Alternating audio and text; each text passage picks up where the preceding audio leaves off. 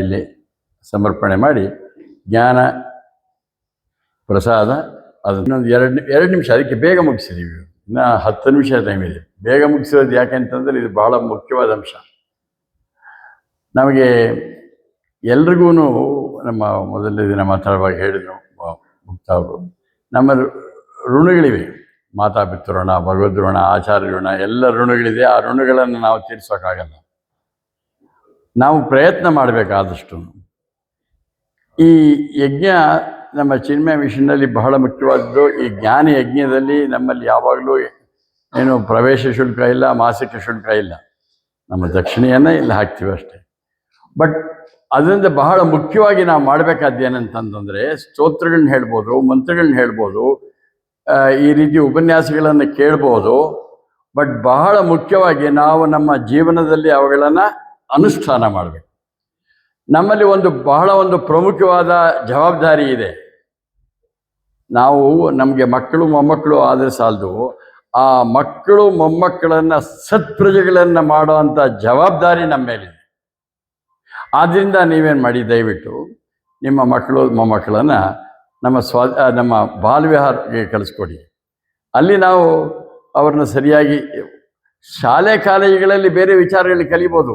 ಅದು ಕಲಿತ್ರೂ ಕೂಡ ಜೀವನದಲ್ಲಿ ಮೌಲ್ಯಗಳಿಲ್ಲದೆ ಹೋದರೆ ಪ್ರಯೋಜನ ಇಲ್ಲ. ಅದನ್ನು ಕಲಿಸ್ತೀವಿ. ಆದ್ದರಿಂದ ನಿಮ್ಮ ಮಕ್ಕಳನ್ನು ಬಾಲ್ಯವಿಹಾರಕ್ಕೆ ಕಳಿಸಿ. ಈ ಬಹಳ ಮುಖ್ಯವಾದ ಅಂಶ, ಈ ಪ್ರವಚನಗಳನ್ನ ಕೇಳ್ತೀವಿ, ಆಡಿಯೋ ವಿಡಿಯೋಗಳನ್ನ ಎಲ್ಲ ಕೇಳ್ತೀವಿ. ಕೇಳಿದ ಮೇಲೆ ಮುಖ್ಯವಾದ್ದೇನು, ಅದನ್ನು ಅರ್ಥ ಮಾಡ್ಕೋಬೇಕು, ಅದನ್ನು ನಮ್ಮ ಜೀವನದಲ್ಲಿ ಅನುಷ್ಠಾನ ಮಾಡಬೇಕು. ತೈತ್ತರೀಯ ಉಪನಿಷತ್ನಲ್ಲಿ ಹೇಳ್ತಾರೆ, ಸ್ವಾಧ್ಯಾಯ ಪ್ರವಚನಾಭ್ಯಾಂ ನ ಪ್ರಮತಿತವ್ಯಂ. ನಮ್ಮೆಲ್ಲರ ಜವಾಬ್ದಾರಿ ಸ್ವಾಧ್ಯಾಯ ಮತ್ತು ಪ್ರವಚನ. ಇದೇನು ಪ್ರವಚನ ನೋಡಿ, ನೀವು ನಿನ್ನೆಯಿಂದ 12ನೇ ತಾರೀಕಿಂದ ಸ್ವಾಧ್ಯಾಯ ತರಗತಿಯ ಸದಸ್ಯರು ಆ ವಿಚಾರಗಳನ್ನು ಆಳವಾಗಿ ಅಧ್ಯಯನ ಮಾಡಿ, ಪೂಜ್ಯ ಸ್ವಾಮಿ ಬ್ರಹ್ಮಾಜಿಯವರು ಹೇಳ್ತಾರೆ, ಆ ಪುಸ್ತಕವನ್ನು ಓದಬೇಡಿ, ಆ ಪುಸ್ತಕದಿಂದ ಮಸ್ತಕಕ್ಕೆ ಹೋಗಿ ಆಮೇಲೆ ಅದನ್ನು ಹೇಳಬೇಕು ಅಂತ. ಈ 7 ಜನ ಏನು ಪ್ರವಚನಗಳನ್ನು ಮಾಡಿದ್ರು ನಮ್ಮ ಸ್ವಾಧ್ಯಾಯ ತರಗತಿಯ ಸದಸ್ಯರುಗಳು, ಅವರು ಪುಸ್ತಕವನ್ನು ಓದಲಿಲ್ಲ. ಓದೋದು ಮಾತ್ರ ಅಲ್ಲ, ಪ್ರವಚನಗಳನ್ನ ಕೇಳಿದರು, ಬಟ್ ಅರ್ಥ ಮಾಡಿಕೊಂಡ್ರು. ಆ ಸ್ವಾಧ್ಯಾಯ ತರಗತಿಗಳಲ್ಲಿ ಚರ್ಚೆ ಮಾಡಿದರು. ಅದರಿಂದ ಮುಖ್ಯವಾಗಿ ಅನುಷ್ಠಾನ ಮಾಡಿದರು. ಅನುಷ್ಠಾನ ಮಾಡೋವಾಗ ಏನೇನು ವಿಘ್ನಗಳು ಬರುತ್ತೆ ಅವರವ್ರ ತರಗತಿಯಲ್ಲಿ ಚರ್ಚೆ ಮಾಡಿ ಬಹಳ ಒಳ್ಳೆ ವಿಚಾರಗಳನ್ನು, ಅನುಭವದ ಮಾತುಗಳನ್ನು ಆಡಿದ್ದಾರೆ. ಆದ್ದರಿಂದ ಪೂಜ್ಯ ಬ್ರಹ್ಮಾಜಿಯವರ ಒಂದು ಸಂಕಲ್ಪ ಇದೆ. 75ನೇ ವರ್ಷದ ಇದರಲ್ಲಿ ಈ ನಮ್ಮ ಸ್ವಾಧ್ಯಾಯ ತರಗತಿಯ ಸಾಧಕರು 75 ಪ್ರವಚನಗಳನ್ನು ಇದು ಇಮ್ಯಾಜಿನ್ ಮಾಡ್ಕೊಳ್ತು ನೋಡಿ. 75 ಪ್ರವಚನಗಳನ್ನು ಈ ರೀತಿ ನಮ್ಮ ಸ್ವಾಧ್ಯಾಯ ತರಗತಿಗಳ ಸದಸ್ಯರು ಮಾಡ್ತಾರೆ. ಪೂಜ್ಯ ಗುರುದೇವರ ಜನ್ಮ ಆಗಿದ್ದು ಮೇ 8. ಈ ಮೇ 8 ಮುಂದೆ ಅದರ ಅಂಗವಾಗಿ ನಮ್ಮ ಶ್ರೀಪಾದ ಕ್ಷೇತ್ರದಲ್ಲಿ ಮೇ 3ರಿಂದ ಜ್ಞಾಪಕ ಇಟ್ಕೊಳ್ಳಿ, ಮೇ 3ರಿಂದ ಮೇ 10ರವರೆಗೂ ಅವಾಗ ಬರೀ ಸ್ವಾಧ್ಯಾಯ ತರಗತಿಗಳ ಸದಸ್ಯರಿಂದನೇ ಕಾರ್ಯಕ್ರಮ. ಪ್ರತಿದಿನ 3 ಜನ. 8ನೇ ತಾರೀಕು ಪೂಜ್ಯ ಗುರುದೇವರ ಜನ್ಮದಿನಾಂಕ, ಅವತ್ತಿನ ದಿನ 2. ಒಟ್ಟು 23 ಜನ ನಿಮ್ಮಲ್ಲೇ ಈ ಪ್ರವಚನವನ್ನು ಮಾಡೋರಿದ್ದೀರ. ಅದು ಪೂಜ್ಯ ಬ್ರಹ್ಮಾಜಿಯವರ ಸಂಕಲ್ಪ, ಅವರ ಆಶೀರ್ವಾದ. ಹೆಚ್ಚು ಅವರ ಪ್ರತಿಯೊಬ್ಬರೂ ಕೂಡ ಈ ಸ್ವಾಧ್ಯಾಯ ಸದಸ್ಯರಾಗಬೇಕು ಅನ್ನೋದು ಅವರ ಅಪೇಕ್ಷೆ.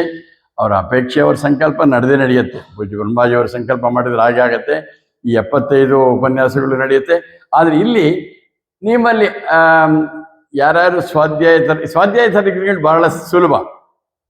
ವಾರಕ್ಕೆ 1 ದಿನ 1.5 ಗಂಟೆ ಯಾವುದಾದ್ರೂ ಒಂದು ಜಾಗದಲ್ಲಿ, ಅಥವಾ ಈ ಸದ್ಯದಲ್ಲಿ ಆನ್ಲೈನಲ್ಲೇ 1.5 ಗಂಟೆ ಒಂದು ಚಿನ್ಮಯ ಸ್ಕೀಮ್ ಆಫ್ ಸ್ಟಡಿ ಅಂತ ಇದೆ. ಆ ಗ್ರಂಥಗಳನ್ನು ನೀವು ಏನು ಪೋರ್ಷನ್ ಇದೆ, 1 ಅಥವಾ 2 ಶ್ಲೋಕ ಇರ್ಬೋದು, ಎಲ್ಲ ಓದ್ತಾರೆ, ಅರ್ಥ ಮಾಡ್ಕೊಂಡಿರ್ತಾರೆ. ಅವತ್ತಿನ ದಿನ ಅದನ್ನು ಬರೀ ಓದೋದು ಮಾತ್ರ ಅಲ್ಲ, ಅರ್ಥ ಮಾಡ್ಕೊಳ್ಳೋದಲ್ಲ, ಜೀವನದಲ್ಲಿ ಅನುಷ್ಠಾನ ಮಾಡಿ ಆ ಸ್ವಾಧ್ಯಾಯ ತರಗತಿಗಳಲ್ಲಿ ಚರ್ಚೆ ಮಾಡ್ತಾರೆ. ಇದರಿಂದ ಏನಾಗತ್ತೆ, ಸತ್ಯ ಹೇಳ್ತೀವಿ, ನಿಮ್ಮ ಜೀವನದಲ್ಲಿ ಸರ್ವತೋನ್ಮುಖ ಅಭಿವೃದ್ಧಿ, ದುಡ್ಡು ಕಾಸು ಅಂತಸ್ತು ಐಶ್ವರ್ಯ ಎಲ್ಲವೂ ಸಿಗುತ್ತೆ. ಬಟ್ ಅದು ಗೌಣ.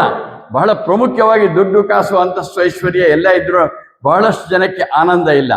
ಈ ಸ್ವಾಧ್ಯಾಯ ತರಗತಿಗಳಲ್ಲಿ ಭಾಗವಹಿಸಿದರೆ ಒಂದು ಸ್ಪಷ್ಟವಾಗಿದೆ, ಹಾಗೇ ಆಗತ್ತೆ. ಏನು, ನಿಮ್ಮ ಸರ್ವತೋನು ದುಡ್ಡು ಕಾಸು ಅಂತಸ್ತು ಐಶ್ವರ್ಯದ ಜೊತೆಗೆ ನಿಮಗೆ ಆನಂದ ಸಿಗತ್ತೆ, ಅಂತಿಮವಾಗಿ ಮೋಕ್ಷಕ್ಕೆ ದಾರಿಯಾಗತ್ತೆ. ಈ ಅವಕಾಶವನ್ನು ದಯವಿಟ್ಟು ಬಿಡಬೇಡಿ. ಪೂಜ್ಯ ಬ್ರಹ್ಮಾಜಿಯವರು ಹೇಳಿ ಕಳಿಸಿದ್ದಾರೆ. ಇವತ್ತು ಇಲ್ಲಿ ಬಂದಿರೋರು ಎಲ್ಲರೂ ಅಪ್ಪಿತಪ್ಪಿ ಯಾರಾದರೂ ಸ್ವಾಧ್ಯಾಯ ತರಗತಿಯ ಸದಸ್ಯರು ಆಗಿಲ್ಲದೇ ಇರೋ ಇದ್ದರೆ ಇವತ್ತಾಗಿ. ಈಗಾಗಲೇ ಸ್ವಾಧ್ಯಾಯ ತರಗತಿಯ ಸದಸ್ಯರಾಗಿರೋರು ದಯವಿಟ್ಟು ನಿಂತ್ಕೊಳ್ಳಿ. Those who are already members of Chinmaya study groups. ನೋಡಿದ್ರ ಎಷ್ಟೊಂದು ಜನ ಇದ್ದಾರೆ. ಸೊ ಈ ನುಡಿದವರು ಅಲ್ಲಿ ಸೇರ್ಕೋಬೇಕು. ಆದ್ದರಿಂದ ಈಗ ಇದನ್ನು ಸ್ವಾಮೀಜಿಯವರಿಗೆ ಏನು ಗುರುದಕ್ಷಿಣೆ ಹಾಕಿ ಮಾಡಿದ್ಮೇಲೆ ಈ ಯಾರು ಸದಸ್ಯರಾಗಿಲ್ವೋ ಅವರು ಈ 3 ರೋನಲ್ಲಿ ದಯವಿಟ್ಟು ಕೂತ್ಕೊಳ್ಳಿ.